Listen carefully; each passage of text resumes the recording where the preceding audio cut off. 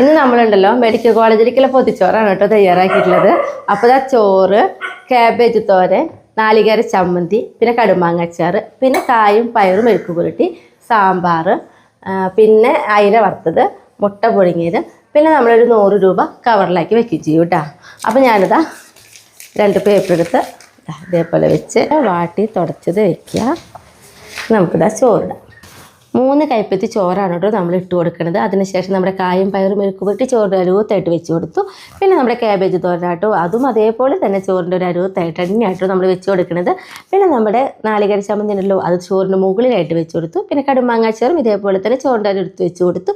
പിന്നെ നമ്മുടെ പുഴുങ്ങിയ മുട്ടയും കൂടി ഇങ്ങനെ വെച്ച് ഒരയില ഇതേപോലെ മടക്കി വെച്ചതിന് ശേഷം നമ്മളിത് ഒരയില ചീന്തെടുത്ത് അതിൽ നമ്മുടെ പൊരിച്ച അയില ഉണ്ടല്ലോ അത് വെച്ച് കൊടുക്കുകയാണ്. അതായത് നോൺ വെജ് കഴിക്കാത്തവർക്ക് അത് നീക്കി വെച്ച് ബാക്കിയുള്ള ഭക്ഷണം കഴിക്കാൻ വേണ്ടിയിട്ടാട്ടോ നമ്മൾ ഇതേപോലെ ചെയ്തതിലും കൂടി നമ്മൾ മടക്കി വെച്ചതിന് ശേഷം ഒരു കവർ എടുത്ത് അതിലേക്ക് നമ്മൾ സാമ്പാറാണ് കേട്ടോ ഒഴിച്ച് കൊടുക്കണേ. കാരണം ചോറിലേക്ക് ചാറ് കറി ഒഴിച്ച് കഴിഞ്ഞാൽ ചോറ് എന്തായാലും വളിക്കാനുള്ള സാധ്യതയുണ്ട്. അതുകൊണ്ടാണ് കേട്ടോ നമ്മളൊരു കവറിലാക്കി റബ്ബർ ഫാൻഡ് ഒക്കെ ഇട്ട് അയലയുടെ മുകളിലായിട്ട് വെച്ച് കൊടുത്തു. പിന്നെ നമ്മൾ സാധാരണ എപ്പോഴും ചെയ്യാറുള്ള പോലെ 100 രൂപ ഒരു കവറിലാക്കി ഇതാ മടക്കി അതും ഇലയുടെ മുകളിലായിട്ടാണ് വെച്ച് കൊടുക്കുന്നത്. അർഹതപ്പെട്ടവരുടെ കയ്യിൽ ഈ പൈസ വരട്ടെന്ന് ആഗ്രഹിച്ചുകൊണ്ടാട്ടോ നമ്മൾ ചെയ്യുന്നത്. എന്നിട്ട് ഇതാ 2 ഇലയുടെ സൈഡും ഒന്ന് മടക്കി പേപ്പറൊക്കെ 2 സൈഡിൽ നിന്നും അതേപോലെ തന്നെ മടക്കി ഒരു റബ്ബർ ഫാൻഡ് ഒക്കെ ഇട്ട് കഴിഞ്ഞാൽ ഒരു അടിപൊളി പൊതിച്ചോറാണ് കേട്ടോ. അപ്പോൾ ഇന്ന് ഇത്രയ്ക്കൊക്കെ ഉള്ളൂ കേട്ടോ നമ്മുടെ വിശേഷങ്ങൾ.